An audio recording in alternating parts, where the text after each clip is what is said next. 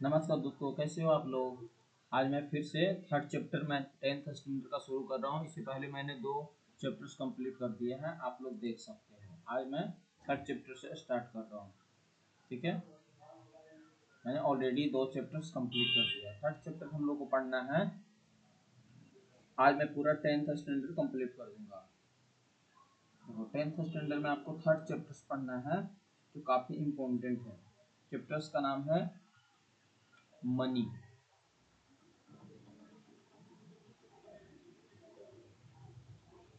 Money and credit.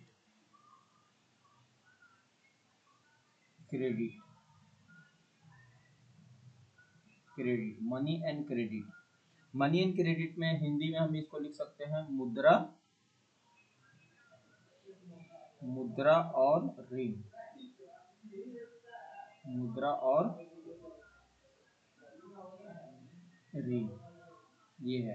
ये 10th standard NCERT third chapter है। Third chapter, ठीक है। शुरू करते हैं। देखो, सबसे पहले हम लोग हिस्ट्री की बात करते हैं। देखो, सबसे पहले क्या था ना, जब पैसा नहीं था, मतलब हमारे पास मनी नहीं था, क्योंकि उस समय तो जब हमारा देश में बहुत पुराने जब हिस्ट्री की बात होती है, आज से 200-300 साल पहले, तो मनी नहीं था। तो मनी नहीं था तो क्या होती थी, एक सिस्टम था जिसका नाम था विनिमय। विनिमय विनिमय विनिमय प्रणाली था। प्रणाली था, विनिमय प्रणाली था। इसका नाम हिंदी इंग्लिश में लिख सकते हो better. Better system. Better system ये था। बैटर सिस्टम था, ये शुरुआत हुई थी पहले। मतलब ना, बहुत पुराने समय में जब पैसे की खोज नहीं हुआ था, इसका खोज, मनी का खोज नहीं हुआ था। इसका खोज नहीं हुआ था, अवेलेबल नहीं था उस समय। इसका खोज नहीं हुआ था, तो इसकी यही सिस्टम से लोग क्या करते थे, लेन देन करते थे। लेन देन करने का मतलब समझ रहे हो ना, एक्सचेंज होती थी। एक्सचेंज, एक्सचेंज का काम होता था। एक्सचेंज मतलब समझ रहे हो, एक्सचेंज का मतलब ना, कि अगर किसी के मान लो किसी के पास गेहूं है। गेहूं है गेहूं है, और वो चाह रहा है कि मैं कपड़ा ले लूं। कपड़ा ले लूं, कपड़ा। तो क्या होती थी, लेन देन होती थी। गेहूं को दे दिया और ये कपड़ा को दे दिया, ये इसके थ्रू एक्सचेंज होती थी। इस तरह से पहले का सिस्टम था। इसी को बोला जाता था विनिमय प्रणाली।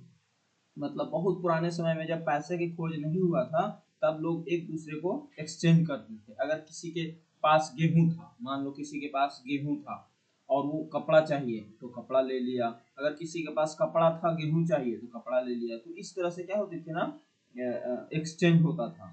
लेकिन समस्या इसमें था ना, इसमें डबल कॉन्सिडेंट हो जाता था। इसमें सबसे बड़ी समस्या था कि डबल कॉन्सिडेंट हो जाता था। डबल कॉन्सिडेंस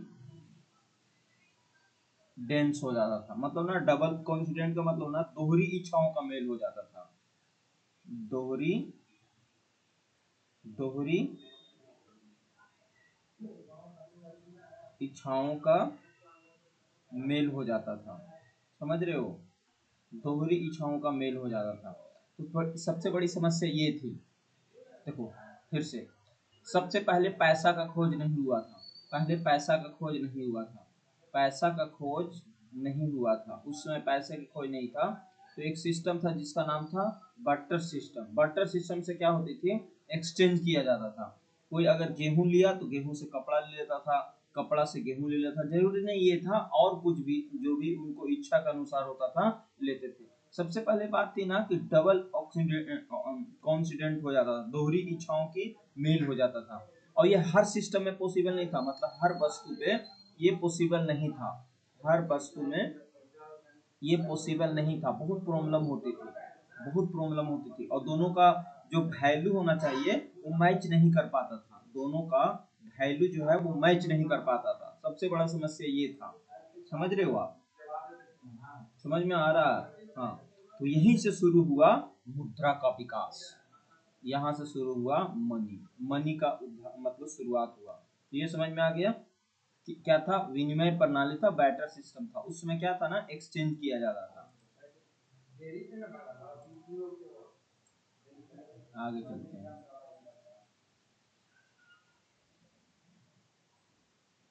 देखो आगे है,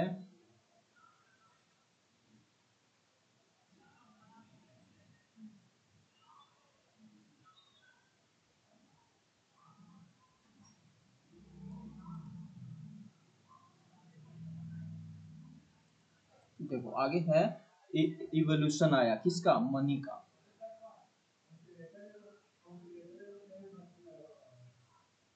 evolution of money.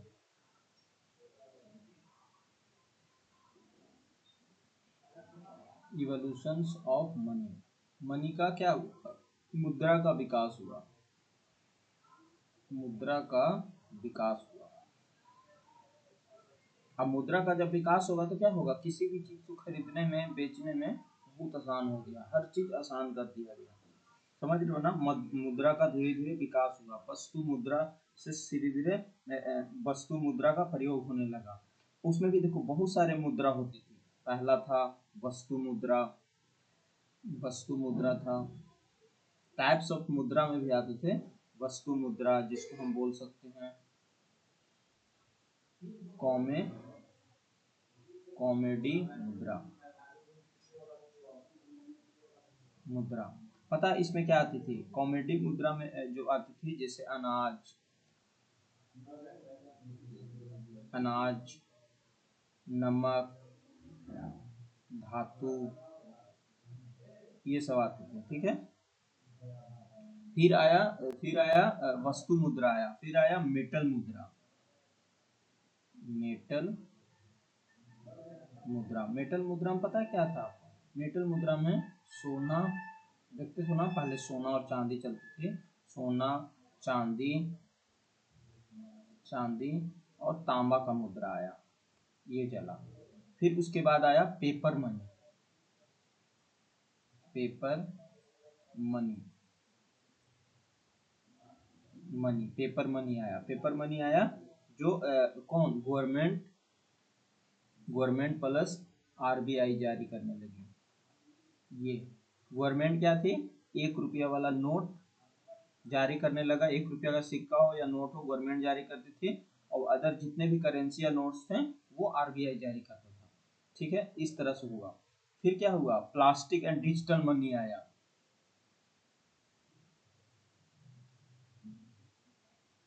Plastic and digital money आया, डिजिटल मनी आया। तो इस तरह से देख रहे हो ना, रुपया का मतलब मनी का एलिवेशन हो रहा है। पहले वस्तु का मुद्रा आया, फिर मेटल का मुद्रा आया, फिर पेपर का मनी आया, फिर प्लास्टिक एंड डिजिटल। सबसे फेमस है अभी डिजिटल मनी। डिजिटल मनी का मतलब वो नहीं डिजिटल से अकाउंट में पैसा रखते हो, डिजिटली टू डिजिटली एक दूसरे से आप सामान खरीदते हो, डिजिटली मुद्रा हुआ। जो एटीएम में रखते हो, बैंक में रखते हो, गूगल पे, फोन पे, एटीएम से करते हो ना, वो डिजिटल मनी हो गया।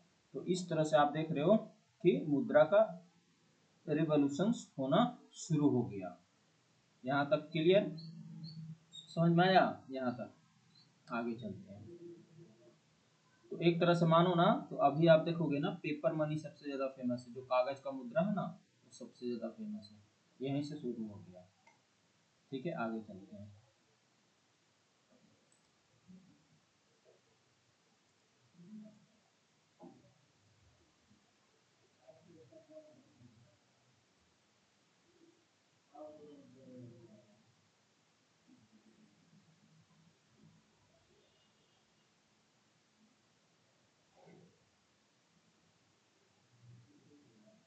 देखो आगे है, अब आते हैं जब मुद्रा का पूरी तरीका से खोज हो गया, तो हम लोग मुद्रा ही फाइनली हम लोग उसको एक्सेप्ट कर लिए, और आज भी मुद्रा ही चलती है, मतलब मनी। तो सबसे पहला ही क्वेश्चन पूछा जाता है function of money. Functions of money. Money, functions of money. Functions of money का मतलब मुद्रा का, मुद्रा के मुख्य कार्य। ठीक है, ये है मुद्रा के मुख्य कार्य। देखो यहाँ से एक बार बिहार दरोगा में 2023 का जो वैकेंसी था ना, उसमें यहाँ से पूछा गया था फंक्शंस ऑफ मनी। तो देखो यहाँ से सबसे पहला पहला पहला फंक्शंस होती है विनिमय का माध्यम, विनिमय का माध्यम, विनिमय का माध्यम, विनिमय का माध्यम मतलब medium of exchange, medium of exchange, exchange. ठीक है, दूसरा होती है विनिमय का माध्यम मतलब समझ रहे हो ना, वस्तु का आदान आदान प्रदान आप कर सकते हो एक दूसरे का, तो ये इंपॉर्टेंट था विनिमय का माध्यम। दूसरा दूसरा है मूल्य का माप, मूल्य का माप, मूल्य का माप मतलब मेजर ऑफ वैल्यू, किसी भी वस्तु को आप मेजर कर सकते हो एज ए रुपया के भाव से, तो मेजर ऑफ वैल्यू।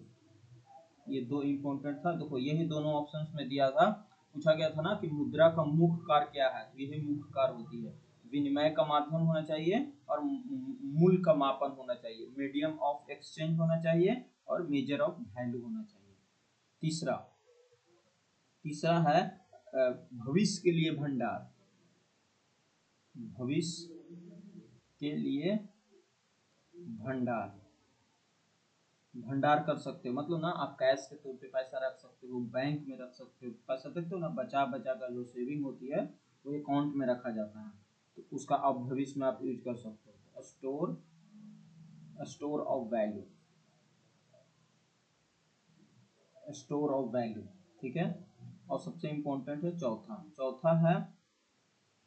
चौथा है स्थगित, स्थगित, स्थगित, स्थगित भुगतान, भुगतान, भुगतान का मापक, स्थगित भुगतान का मापक मतलब standard of, standard, standard of deferred, deferred system.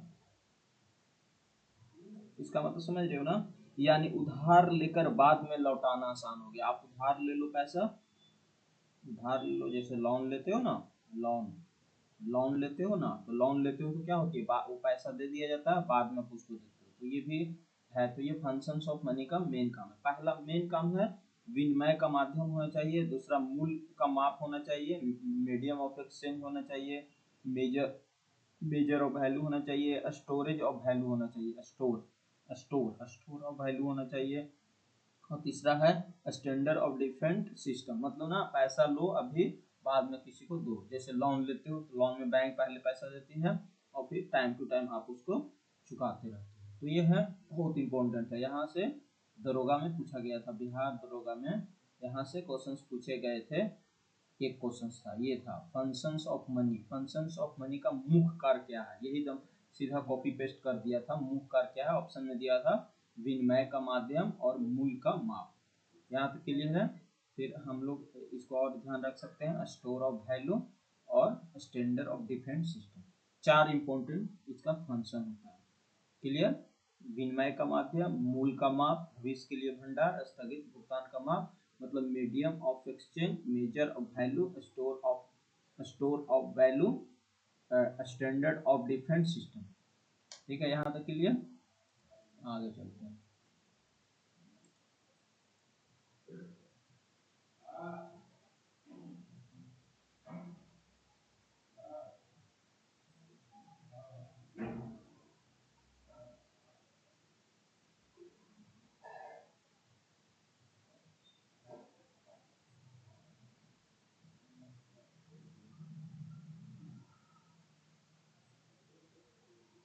देखो आगे है,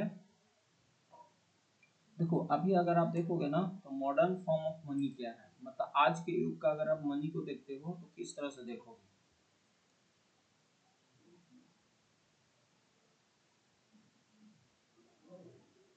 मॉडर्न फॉर्म ऑफ मनी। इसको कैसे देखते हो आप?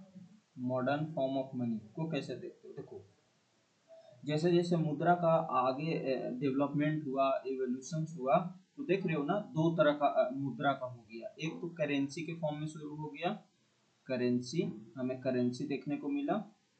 और दूसरा आप देखोगे ना तो बैंक में डिपॉजिट कर सकते हो, बैंक डिपॉजिट, बैंक डिपॉजिट कर सकते हो, मतलब बैंक एक्सेप्ट करने लगा। आपको पता है ना कि करेंसी, जितने भी 1 रुपया वाला नोट होती है, 1 रुपया का जो नोट होती है, 1 रुपया का नोट और 1 रुपया का सिक्का जो होती है, वो गवर्नमेंट जारी करती है, गवर्नमेंट जारी करती है। और जो अदर नोट होती है, सारे अदर नोट जो होती है, वो कौन जारी करता है? आरबीआई करता है, जो हमारे भारतीय रिजर्व बैंक है ना, वो जारी करता है। तो करेंसी, नोट, सिक्के जितने भी है ना, सब केवल कौन है? दो ही लोग जारी करते हैं, गवर्नमेंट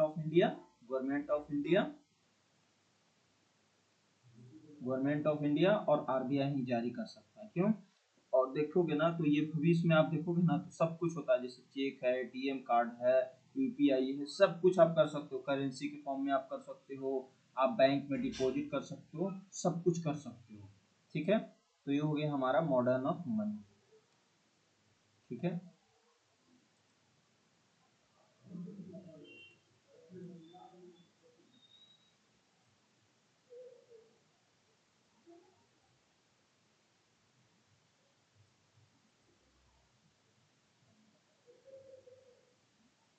देखो आगे है,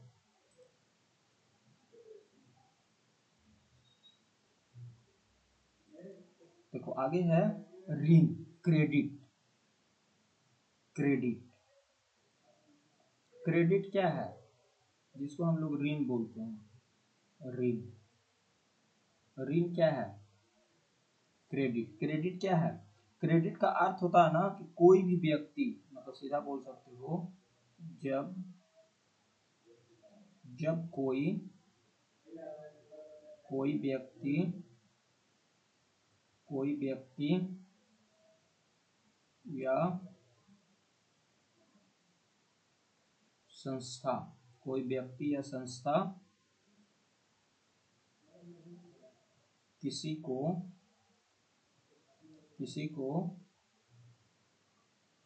पैसा पैसा उधार देती है, उधार देती है, और क्या है?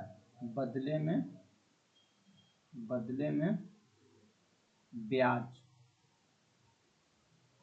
ब्याज मतलब इंटरेस्ट, इंटरेस्ट सहित सहित वापस कर देती है, कर देती है। तो उसे क्या बोला जाता है? ऋण बोला जाता है। ऋण या बोल सकते हो क्रेडिट कहा जाता है। जैसे मान लो आपने किसी से 10,000 रुपया लिया उधार, 10,000 रुपया लिया उधार 2 साल के लिए, 2 ईयर के लिए। आपको रेट लिया होगा, कुछ भी रेट लिया होगा। अब देखो रेट जो है ना, वो दो तरह से ले सकते हैं, एसआई पे भी लिया जा सकता है और सीआई से भी लिया जा सकता है। देखो अमाउंट जो बनेगा ना, वो प्रिंसिपल के साथ बनेगा, और जो इंटरेस्ट होगा अगर सीआई में है तो सीआई में बनेगा, अगर एआई है अमाउंट सिंपल इंटरेस्ट में, तो सिंपल इंटरेस्ट में बनेगा। तो इस तरह से आप अमाउंट ले सकते हो आफ्टर 2 ईयर बाद। यहाँ तक ठीक है, समझ में आ गया? इंटरेस्ट डिपेंड करता है कि वो किस, देखो बैंक जनरली कंपाउंड इंटरेस्ट पे लेती है, बैंक जितना भी होती है वो कंपाउंड इंटरेस्ट पे लोन देती है। बैंक ऐसे ही लोन नहीं देता आपको, कंपाउंड इंटरेस्ट पे लोन देगा। तो ऋण सीधा ये होता है ना कि कोई भी व्यक्ति या संस्था किसी को पैसा उधार देती है और बदले में इंटरेस्ट लेती है सहित ब्याज के साथ, वो ऋण कहलाता है। ठीक है,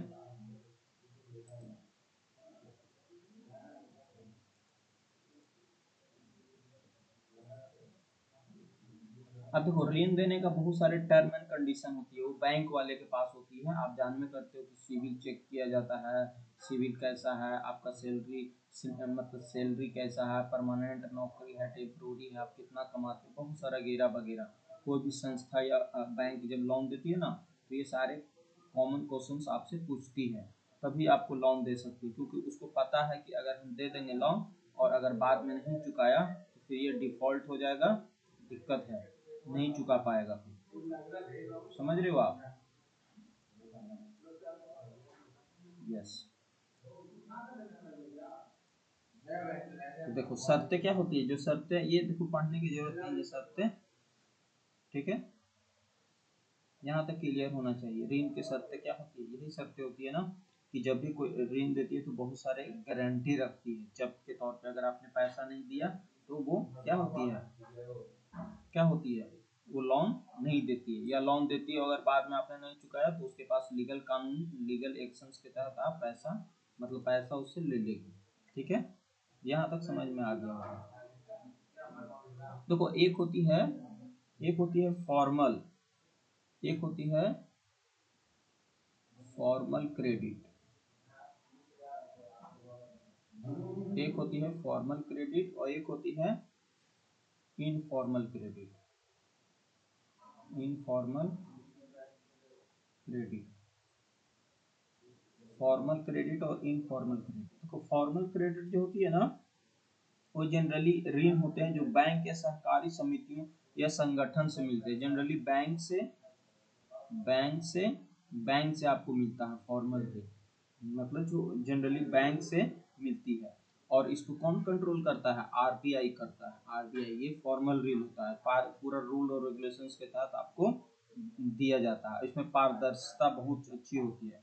और इनफॉर्मल ऋण उसको बोलते हैं ना, जो साहूकार, जैसे नहीं होता बैंक, बैंक पे छोड़ दो, ब्याज पे आपने किसी व्यक्ति से पैसा लिया तो वो इनफॉर्मल ऋण हो गया। व्यापारियों, व्यापारी से या रिश्तेदार से, रिश्तेदारों से लेते हो, और इस पे पता है बहुत ज्यादा ब्याज होती है, इस पे किसी तरीका का कोई गवर्नमेंट का कंट्रोल नहीं होता है। आपसे ब्याज जो है ना, ब्याज जो है वो काफी हाई लिया जाता है, और इसका बहुत कंडीशन खराब होती है, इसमें बहुत से लोग ट्रैप में फंस जाते हैं, खास करके रिश्तेदार ने दिया पैसा इतने ब्याज पे कि आप इतना पैसा दो मैं आपको इतना ब्याज दूंगा, बाद में लड़ाई झगड़ा होकर मामला गड़बड़ हो जाती है, तो इसको इनफॉर्मल क्रेडिट बोला जाता है। फॉर्मल क्रेडिट रूल से और नियम से दिया जाता है, नियम से दिया जाता है, और जनरली बैंक देते हैं, बैंक दिया जाता है, या सहकारी समितियां जो गवर्नमेंट ऑथराइज कंपनियां ना, वो देती है, सहकारी समिति, समितियां देती है। जैसे आप ऐप से लोन लेती हो, बहुत बड़ी बड़ी ऐप है जो लोन देती है, तो क्या है, आरबीआई उसको कंट्रोल करता है, तो ऐसे ही आप लोन नहीं दे सकते। यहाँ तक समझ में आ गया होगा फॉर्मल क्रेडिट और इनफॉर्मल क्रेडिट क्या होता है। आगे चलते हैं।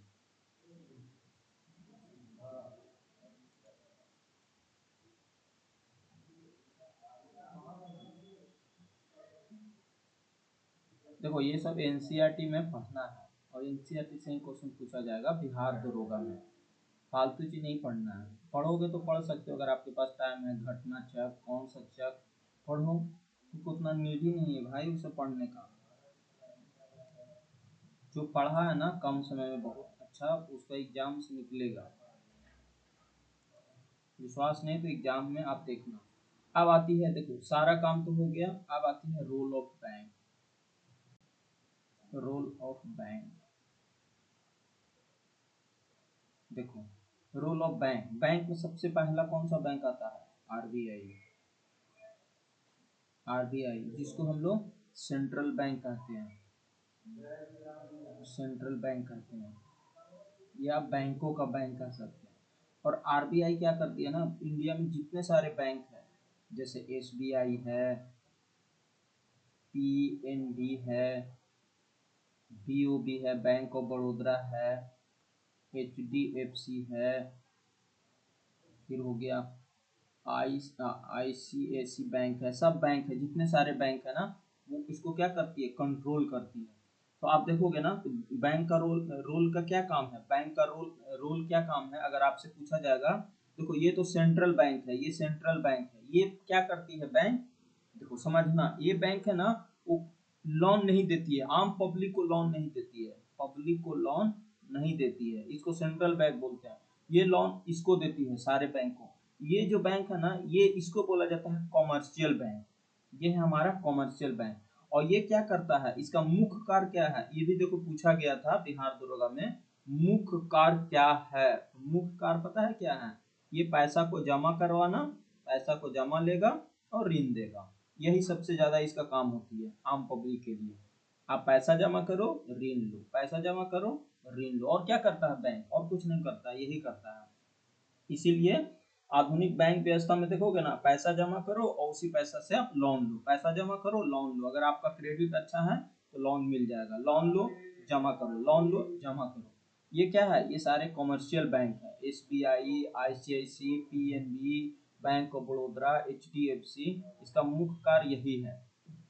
अगर आपसे पूछा जाएगा कि कॉमर्शियल बैंक का मुख्य कार्य क्या है, तो यही है, कौन, जमा करना और ऋण देना। और RBI क्या करता है, देखो आगे हम लोग पढ़ेंगे, जब 12th का चैप्टर पढ़ेंगे ना, तो उसमें मुद्रा और बैंकिंग पढ़ना है, बहुत अच्छा से पढ़ेंगे। उसमें रेपो रेट क्या होता है, रिवर्स रेपो रेट क्या होता है, सब RBI के द्वारा लगाया जाता है, जो पूछता है एग्जाम में। ठीक है, तो यहाँ तक हम लोगों ने पढ़ लेंगे, यहाँ तक क्लियर हो गया होगा अच्छे से। ठीक है, कोई दिक्कत इसमें नहीं होना चाहिए। देखो आरबीआई का जो है ना, कब इसका फाउंडेशन हुआ, क्या काम है, हिस्ट्री इसका, वो हिस्ट्री के चैप्टर में, या जो एक ऑर्गेनाइजेशन चैप्टर पढ़ना है ना, पूरा संस्थाएं सब, उसमें पढ़ लेंगे हम लोग। जैसे नीति आयोग क्या है, आरबीआई क्या है, ये सब में हम लोग पढ़ लेंगे, एक दिन उसका पूरा क्लास ले लेंगे और कंप्लीट कर देंगे। अभी आरबीआई का फाउंडेशन कब हुआ, कौन सा क्या हुआ, ये सब बाद में पढ़ेंगे, अभी हम लोग बेसिक चीज पढ़ रहे हैं जो जरूरत है। ठीक है, यहाँ तक क्लियर होना चाहिए आपको।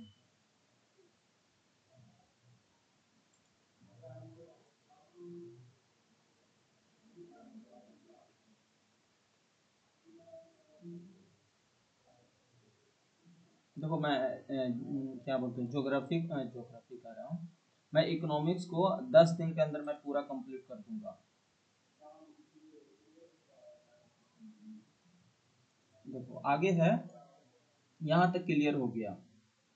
अब देखो, अब आती है ना, एक एक होती है गवर्नमेंट के द्वारा निकाला जाता है, दिया हुआ है सेल्फ, मतलब help help self help group, group पता है, इसको बोला जाता है SHG। सबसे एग्जाम्पल है जीविका, जीविका इसमें देखोगे ना, तो 10 से 20 लोग इसमें रहते हैं, ज्यादा से ज्यादा देखोगे ना तो महिला ग्रुप रहते हैं, महिला के लोग इसमें शामिल रहेंगे।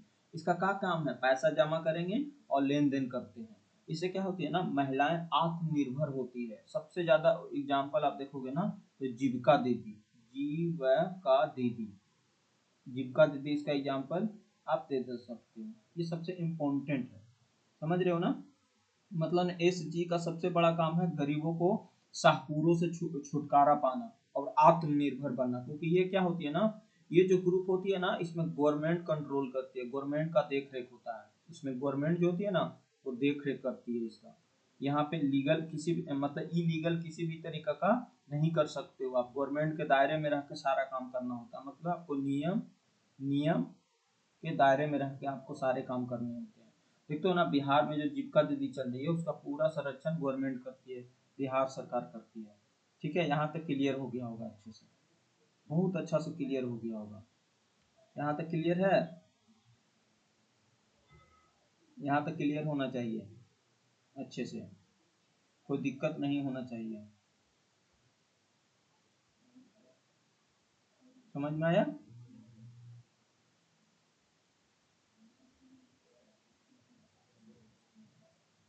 देखो, तो यहाँ तक क्लियर हो गया ना, कि SG ग्रुप होती है, इसमें क्या होती है ना, 10 से 15 महिलाएं ग्रुप बनाएगी और उसमें क्या होती है, कुछ पैसे जमा करती है, 10 रुपया, 20 रुपया, 50 रुपया महीना में, और वो पैसा इकट्ठा हो जाता है। तो उसी पैसा से वो महिला अपने खुद ऋण लेती है और ब्याज बहुत कम होता है। ब्याज देखोगे तो बहुत कम होता है, बहुत कम, ना के बराबर ब्याज होती है, और सब महिलाएं लोन लेती है। इससे क्या होती है ना कि जो महिलाएं होती है, महिला होती है, वो आत्मनिर्भर बनेगी, सेल्फ एम्प्लॉयड बनती है, छोटे छोटे रोजगार शुरू करती है और इस तरह से करती है। इससे क्या होती है ना, सरकार को भी बर्डन कम होती है, मतलब वो महिला जब सेल्फ इंडिपेंडेंट बनेगी तो सरकार को फायदा होगा ना। सरकार क्या चाहती है कि अधिक से अधिक लोगों को रोजगार देना, ताकि वो आत्मनिर्भर बने। और ये देखो, ये जितना भी सेल्फ ग्रुप वाले होते हैं वो सब भारत बिहार सरकार के दायरे में, हर स्टेट का अपना गवर्नमेंट जो होती है ना वो कंट्रोल करती है। ठीक है। अब देखो, इससे बहुत सारी योजना निकाला गया, ऐसा नहीं कि ये योजना पहली बार आया। देखो जैसे जैसे आधुनिक रूप से पढ़ते गए, तो अभी आप देखोगे ना, तो हमारे भारत सरकार ने भी बहुत सारी योजना निकाले हैं। जैसे मैं कुछ योजना का नाम बताता हूँ जो अक्सर एग्जाम में पूछे जाते हैं और पूछे जाएंगे। जैसे ये आगे भी पढ़ेंगे हम लोग।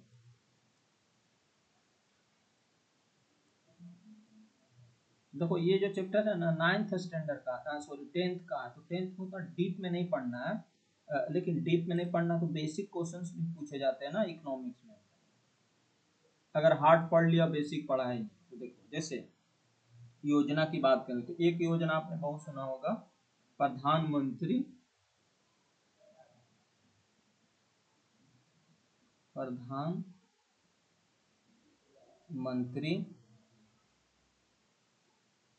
जन धन योजना।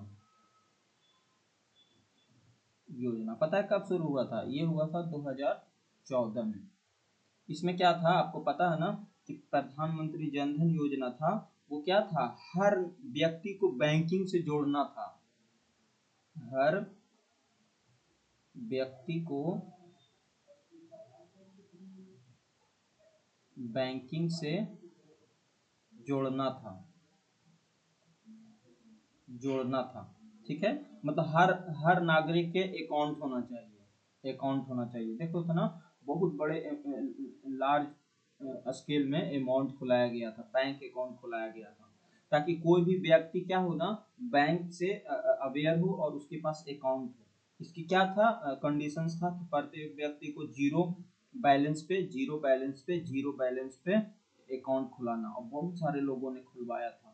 देखो फायदा ये हुआ ना, सरकार को फायदा हुआ, अगर किसी पैसा भेजना है तो डायरेक्ट उसी के पास भेजेगा ना, तो ये काफी अच्छा इम्पोर्टेंस हुआ। और साथ ही साथ इन्होंने 1 लाख की दुर्घटना बीमा और 2 लाख तक बीमा की सुविधा दिया गया था। बहुत अच्छा इन्होंने इंसेंटिव लाया था। मतलब ना, ये इम्पोर्टेंट है कि प्रधानमंत्री जन धन योजना 2014 में शुरू हुआ था, याद होना चाहिए आपको। और इसमें क्या था, जीरो बैलेंस पे अकाउंट ओपन किया गया था। हर एक व्यक्ति, हर जो भी हो, जिसको बैंक से आज तक नहीं जुड़ा हुआ था, कभी बैंक में खाता खुला ही नहीं था, तो बहुत से लोगों ने जन धन योजना के थ्रू अकाउंट खुलाए थे। ठीक है, इससे क्या हुआ, डिजिटल का लेन देन हुआ। जो मान लो अगर किसी को पैसा भेजना है तो आसानी से वो उसके पास भेजा जा सकता था। फिर देखो आया था, दूसरा आया, प्रधानमंत्री प्रधानमंत्री प्रधानमंत्री मुद्रा योजना। योजना ये पता कब आया था? ये आया था 2015 में। इसमें क्या था, इसमें लोन दे, मतलब ये फाइनेंस मिनिस्टर के द्वारा, वित्त मंत्रालय के द्वारा लाया गया था, वित्त मंत्रालय के द्वारा लाया गया था। ठीक है, इसमें क्या था ना, कि छोटे व्यवसायी, दुकानदार, किसान सब रोजगार करने के लिए बिना गारंटी का लोन मिलेगा, बिना गारंटी का आपको लोन दिया जाएगा, लोन दिया जाएगा, लोन दिया जाएगा। इसमें क्या था, इसमें 3 तरीका का कंडीशन था, शिशु था, किशोर था, तरुण था। शिशु में क्या था, शिशु में शिशु में आपको 50,000 तक लोन मिलेगा, 50,000 तक। किशोर में आपको किशोर में आपको कितना तक मिलेगा, 5 लाख तक, 50,000 से 5 लाख तक लोन मिलेगा, 5 लाख तक, ये था। और एक था तरुण। तरुण था जिसमें 5 लाख से 10 लाख तक लोन मिलेगा। ये था सरकार का इंटेंसिव था इसमें। इससे क्या हुआ था ना कि जो लोन लेने वाले उद्योग थे ना, छोटे दुकानदार, उद्योग चलाने वाले, वो आत्मनिर्भर बन सके। समझ रहे हो ना? ये था। तो प्रधानमंत्री जन धन योजना 2014 में शुरू हुआ, प्रधानमंत्री मुद्रा योजना 2015 में शुरू हुआ। योजना हम लोग पढ़ेंगे, ऐसे करेंट अफेयर में ही पढ़ना पड़ेगा इसको। एक योजना दो योजना कभी कभी पूछ देता है।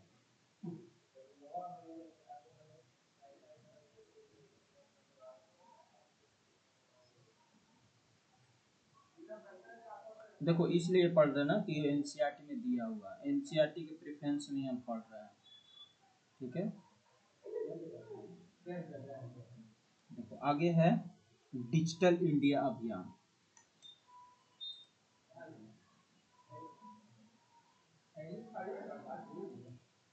डिजिटल इंडिया अभियान, डिजिटल इंडिया बोलो सीधा,